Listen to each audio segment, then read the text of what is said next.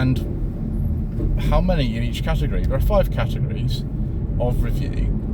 You've got tweed jacket reviews, no budget reviews, sensible second-hand reviews or classics, which come together on my channel as one playlist, slightly shambolic SMMT reviews, and contingency reviews. There are some other types of video which some people tell me are reviews, but they're actually not. There are 110 car walk-arounds. I mean, just literally a static video of a car. They're not really reviews because I'm not able to drive them for whatever reason. So there are some of those. Also, there's videos that we used to do quite a lot where MG Motor UK, for example, would give me a car for a week that I had already reviewed, and I would just go through the experience and document it. But whether you call that a review or not, I don't really call that a review. I call that a sort of a small ownership report, because that's what it's more about, rather than actual review of the car, which would have come earlier. So with that out of the way, let's talk about this. The largest category of reviews, and this will be no surprise I think to any of you, is no budget reviews. It's 179 videos at the time of recording. Not all of those have actually still been released. We've got a couple more that I actually recorded yesterday. We've got some others in the queue in front of them. So because we're running maybe 3 to 4 weeks ahead of ourselves on the channel at the moment, which is no bad thing at all, it'll be very useful if that will get to the winter. That figure's not sort of reflective of exactly how many we've released that you've seen, unless you're channel members, in which case you might have seen some of those early. It's actually, in the larger context of things, when we look at the total number of reviews, quite interesting. But yeah, that's the largest number, is no budget reviews, and that's not really surprising. It's the sort of car that I get offered most of the time is actually a car that's under £1,000, or you can pick one up like that for under £1,000, slightly worse condition. And a lot of you think that that's the best type of video on the channel, right? I don't personally agree with that. I think there are others I prefer to make, but you know, that's no budget reviews. Next category is sensible second-hand classics or sensible second-hand reviews. Now these started in 2020, no budget reviews started in 2019. And I've made 131 of those. I've actually got 4 more of those to edit, so it will be 135 once I've actually edited some more of those later on today or tomorrow. Again, we've got a big sort of backlog of these to come out, probably 3 to 4 weeks in advance. So, you know, some of you like the sensible second-hand reviews. Actually, there's some sensible second-hand reviews that have done surprisingly well, even though loads of you say, oh, the cars on sensible second-hand is really boring and I don't want to watch them. You might say that, but actually a lot of people do. For example, I reviewed a Renault Captur Mark 1 in March, that was at Langley Prestige in Chelmsford, and that car's had, I think, getting off of 4,000 views or something, which is more than an awful lot of episodes of no budget reviews that supposedly are kind of more popular. Well, they're not more popular if people want to watch those more. That said, the most popular review of all on the channel is Honda Jazz from 2007, with something like 32,000 views. So, you know, that makes sense. Next category is tweed jacket reviews, which is what the channel was designed to carry. It was actually at the beginning only going to be tweed jacket reviews. There's one chap who keeps pointing out, and I find it quite annoying, he keeps pointing this out, and next time he says the same thing I will probably remove the comment, and it's that he doesn't like the sort of acting we do at the beginning of a tweed jacket episode. The thing is, a lot of people quite liked that. I was sort of one of them. I know the acting's rubbish, I know it's terrible, but it gives the review kind of flavour. I find a lot of the other review formats in comparison quite dry.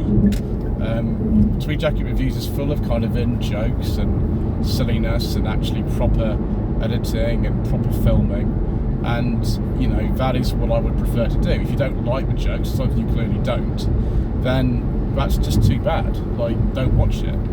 It's as simple as that. The reason we don't make them though is not because people don't like the jokes and annoy me because they say they don't like the jokes. It's because they cost a lot of money to make, like way more than you expect. If this is a proper channel, we were actually making, you know, commercial content that's supposed to be good, and you'd have to actually invest some money in it. You know, you have to get a videographer to do it and actually do it properly, rather as opposed to my terrible editing and filming, which it might be terrible, but actually we found that over the years, putting up an episode of Tweed Jacket Reviews doesn't necessarily get you more views than anything else. In fact, sometimes it gets you less. That's one of the things that we just decided that we're only going to make them very occasionally, because these days people just aren't that bothered by them anymore. They just don't seem to be interested, which is fine. I mean, this isn't sort of, you know, personally what I would do if I had unlimited money and I didn't care what people thought. You know, that's something else. But because a lot of you say, I only want to see no budget reviews, despite the view figures telling me otherwise, but actually there are other review formats that people like. We make lots of those, and they don't take very long, and they don't take very much money to make because there's no budget. So that's it. The next one is slightly shambolic SMMT reviews, and goodness me, they are shambolic. They're actually better made than the sensible second-hand reviews of classics. They actually sometimes require someone else to be with me to give me extra footage, or actually film with proper cameras and things like that. And those videos are actually done in just 35 minutes.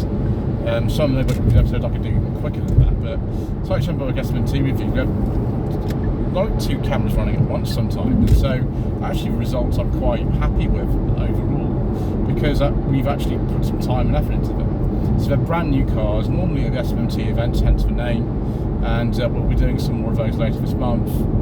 Maybe a lot of you kind of said we're just not interested in those, but the thing is, we did one of those with the MG4 that just came out in September 2022, on the very same day I think it was when I actually filmed it, and that had, I think, like 11,000 views. It was like the most popular video of the year or something.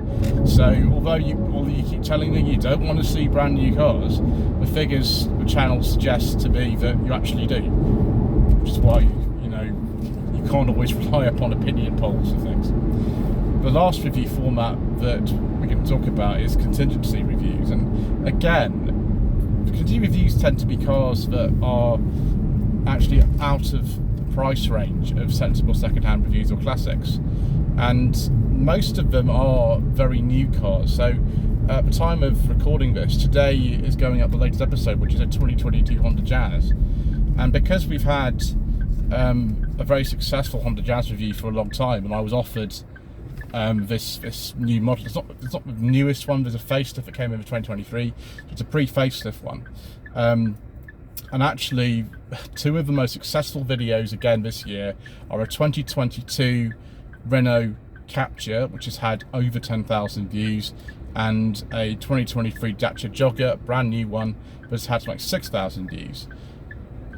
Exclusive reviews is the most bare bones format of all. There's really nothing that's kind of at all funny or anything else about them. It's literally just a way of making videos for new cars, which would normally be on Tweed Jacket Reviews, but making them much cheaper to make.